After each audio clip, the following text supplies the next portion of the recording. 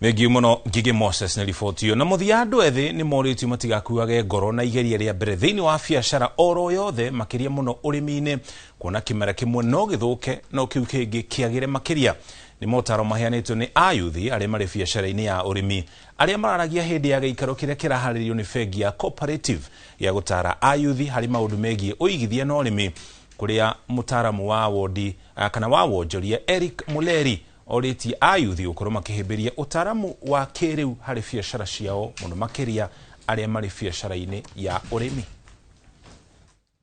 Let's not do agriculture the same way our grandparents did. Sure. Yes. Take time to think and plan ahead.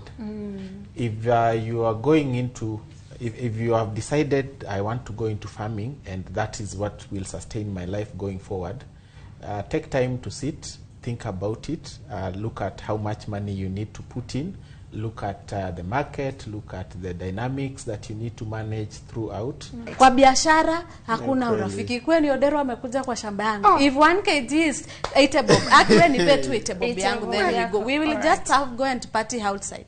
But kwa biashara, stories of family, unless it's based on skills and competence, let that out. National Beekeeping Institute, it's in Lenana. They do training.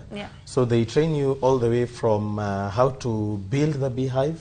They train you how to take care of the queen and whatnots and separating the honey from the brood.